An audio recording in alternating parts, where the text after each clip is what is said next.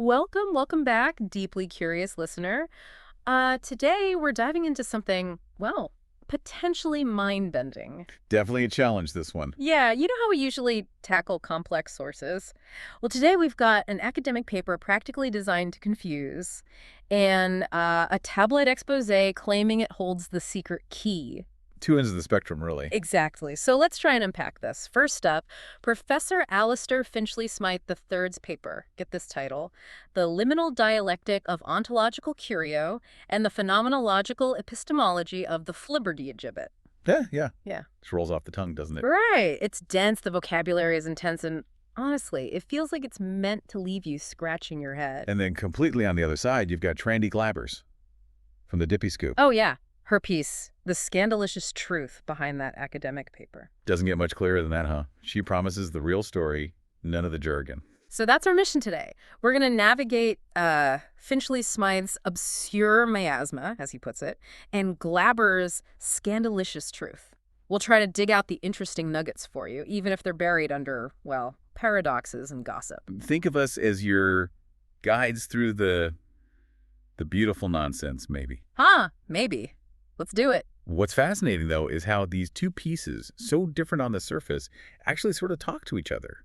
Or maybe, mislead us together. Intentionally. Could be. We're not just looking at the content, but how we even make sense of stuff like this. Interpretation itself. Okay, all right, let's dive in. Professor Finchley Smythe. The abstract starts. A mercurial meander through obscure miasma. Sets the tone immediately. Right, and he hits us with a contradiction straight away. He says, trying to explain things is a form of discarking, a fugacious and querulous tergiversation. Basically, explaining things messes them up. He's already undermining his own project. Totally. And then the kicker. This claim of certainty's mendacity appears to be a certain claim. He's contradicting his own contradiction.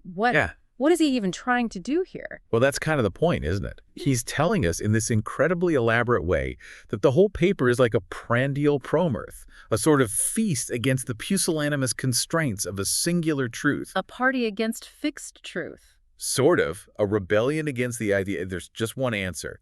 He's setting up this world where truth is meant to be slippery. He calls certainty a perfidious, mendacious gambit. A treacherous trick. Exactly. He's basically saying, don't trust claims of certainty, not even mine. Wow. Okay. And we haven't even hit the walrus yet. This is where, it just gets weirder. Yes, the ostensible certitude of the Widdershins walrus. Right. He paints this picture, this creature with a cacoethes for circumlocution, like it loves talking in circles, and a ventripotent physique, big belly. Corporal behemoth in its lachrymose and corpulent state, but with this convivial apotropaic charm. So sad, fat, but somehow charmingly protective. Yeah. But then, immediately after building it up, he dismisses any inherent ontological virtue as jejune logophobia, childish fear of words, and calls the walrus a mere perfidilucidate, a fugacious ectoplasmic prank. He builds it just to knock it down. But why? What's the point of setting up this bizarre walrus just to say, never mind? Well, that's maybe the performance, right? It's a deliberate act. He sets up an expectation, then dismantles it right in front of you. It's like he's showing you how meaning works, or doesn't. Okay. He suggests the walrus is prakismet as a jolix against all reason. It's sort of destined good luck against logic, might be its essence. But claiming an essence, that's definitive knowledge, the very thing he's avoiding. So the walrus is confusing because it's supposed to represent confusion. In a way, yeah. It's an anacolathon of the highest order, a thought that intentionally derails itself. The insight isn't the walrus. It's the process of trying and failing to pin down something elusive with language. He's practically shouting, you can't box this in. Okay, my brain hurts slightly, but I think I follow. So after the walrus, he takes us to the phenomenological epistemology of the erewhiles. Right. The study of how we know things that exist. Yeah. Well, weirdly. He defines erewhiles as existing only in the liminal space between nudiustertian and overmorrow, which I had to look up, basically the fuzzy time between yesterday and tomorrow. That fleeting in-between moment. And he says humanity is a gallimaufry of echorisms and promuk, a jumble of stuff, in a Kafkaesque labyrinth of our own minds. It sounds intense. What's the takeaway here besides the wild words? This bit gets into his ideas of autolatry and philodoxis travail. Self-worship and the suffering of opinion? Yeah. He argues that when we insist on a shared universal truth, we actually obfuscate the multifarious tapestry of our own nascent purgatory. We hide the complexity of our own individual messy experiences. So agreeing on things is bad. In his view, it's a form of self-worship that blinds us. He says we're merely fustalugs engaged in a zugzwang of our own making. Fustlugs, like clumsy fools in a chess trap. Pretty much. Trapped by our fundamental noceophobia, a fear of knowing. But again, the contradiction. If we're just fustalugs, how can we grasp his supposedly profound point about being fustalugs? It loops back on itself. Right. Which leads us, I guess, to the final quagmire, where the core burden, the fardel of epistemology, is its inherent disfardel. It unravels itself. Exactly. He says straight up, to speak of a universal truth is an act of pro-snark, and to claim a singular point of view is a form of hugger-mugger. Secret plotting. Something like that. He's basically saying any attempt to state the truth is either a sarcastic mockery or a sneaky deception. But isn't that statement itself a singular point of view about truth? How does that work? That's the beautiful paradox he builds. He introduces this shape, the imperturbable nullipaticity of the dodecahedron. The what now? Yeah, it's a real geometric shape, 24 sides, but he calls it mathematically sound and ontologically bereft. It exists mathematically but has no real being, like a perfect crystal structure that's completely empty. He calls it a pseudo-paradoxicalizations of truth, so complete it becomes a pro-elf-lock of utter nonsense, like a tangled knot of illogic, a pure pruckage. So over-the-top, it's almost art. So our thinking is nonsense, basically. Absurd and hallucinatory, he says. But then adds, this assertion itself is a coherent thought. That's the final twist in this section. Wow. And just before the epilogue, he drops this bombshell.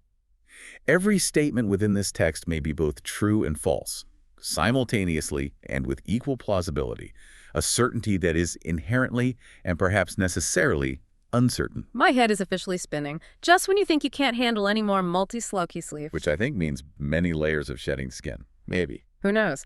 But just then, thank goodness, along comes Trandy Glabbers. To cut through it all. Yes, her opening line from the Dippy Scoop, well, butter my buns and call me a breadstick. You immediately know this is going somewhere very different. Oh, absolutely. Trandy doesn't mess around with philosophy. She gets straight to it. Finchley Smythe's paper. It's a cover-up. A cover-up for what? A betrayapalooza, she calls it. A messy affair, complicated business deals, the whole 9 yards. She says the paper is a fugacious and obsequious attempt to hide the truth in plain sight. Fugacious, fleeting, obsequious, like overly flattering. Yeah, basically a sneaky, slippery way to distract everyone. She says it's a pragmatical fardelism designed to make you think about anything other than the messy receipts. She claims she has the receipts. Okay, so how does she interpret the wheeled parts, like the walrus? Right, the Witterson's walrus.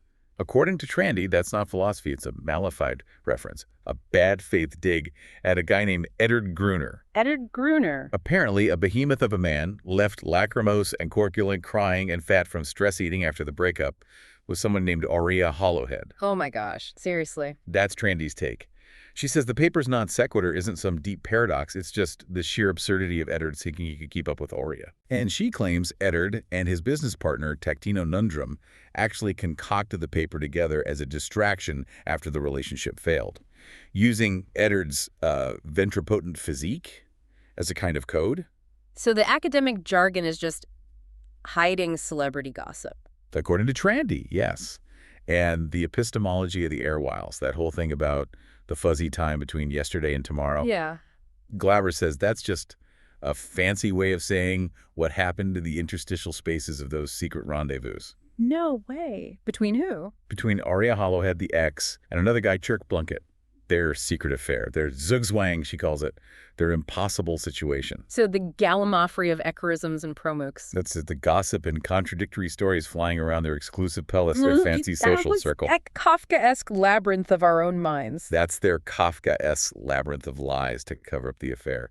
Surprisingly neat how she maps it all. It really is. What about the corporate angle? The dodecahedron? Yeah. Glabbers claims the entire paper was funded by this vainglorious court warmaker. Why would he fund it? As a taunt. Related to a failed business deal involving Gummy McBlickers, Boggy Gutters, Niebuhr Wieterson, and Weeder Niederson. Apparently Warmaker screwed them over, and this paper was his weird, elaborate way of rubbing it in. So that complicated shape. the diachistodecahedron. Trandy connects its many conflicting sides directly to the love triangle and the messy business dealings, an intricate shape representing the whole hugger-mugger imbroglio. Imbroglio, tangled mess. Exactly. Legal, personal, fardals and disfardals, as the professor might say, but in a very different sense. She thinks it's all designed to make us hebututist dullards miss the real drama, a smokescreen. Okay, so we have the profound philosophical puzzle box, or the scandalous tell-all. You think you've got a handle on it, maybe leaning one way or the other. And then the professor throws another wrench in the works. Right. He pulls the rug out completely. We pivot back to Finchley Smythe's own words in his epilogue and recantation. Where he calls the whole thing A grand, effervescent, and pugnacious fool's errand. His own paper. He totally disavows it, calls his arguments a sham, his logic a fugacious farce, his vocabulary a nonsensical gallimaufry of sound and fury, signifying nothing. Wow, quoting Macbeth even. He calls himself a garrulous fustalug, a chatty idiot, and a hebututist, mentally dull. And the conclusion is just unsettling. He says, I'm not even sure I'm real. I could be a figment, an echo, an AI character spouting nonsense. I do not know. I should never be trusted. The author himself says, don't trust me, I might not even be real. What do you even do with that? Right. It throws everything into question. And as if that wasn't enough to make you doubt everything, Trandy Glabbers has one last little story. Her own personal encounter with the professor. Oh, this is priceless. She describes a dinner date. He was taciturn at first, quiet, then got convivial, chatty after some martinis. Standard enough, maybe. But then, when the dessert menus arrive, he spots a debutante across the room and just absquatulates? he vanishes. Yep. Just leaves Trandy there to pay the bill for the whole meal. Can you believe the nerve? Uh-huh. That adds a whole new layer, doesn't it? It really does. Trandy calls him a ramshackler and Prokich personified. Basically a chaotic mess and completely artificial. And she concludes he is no jolix. Definitely not a good sport, leaving her with the bill. She even says she's going to send him a subpoena ducis tecum, a legal summons for the dinner money. Amazing. So much for lofty philosophy. So, okay, let's try and wrap our heads around this. We've got these two totally different takes on the same text. One, this deep, maybe profound exploration of uncertainty, even if it's baffling. And the other, a juicy expose of scandal, betrayal, business backstabbing, all hidden in academic code. It really puts you, the listener, in a tricky spot, doesn't it? Absolutely.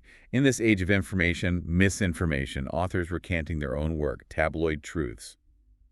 How do you decide what to believe? Which story feels more real? Or do they both tell us something true, just different kinds of truth? Maybe it's less about finding the single answer and more about seeing all the layers, the philosophical questions and the human messiness. We've definitely been on a wild ride today, through the liminal dialectic and the scandalicious truth. Yeah, we saw how maybe deep philosophical ideas can get tangled up with, or even used to cover up, some very human drama. It's a good reminder that leaguing for knowledge isn't always neat and tidy. Sometimes the most interesting stuff happens when these completely different views collide, or when you try to make sense of something that might just be, well, deliberate nonsense.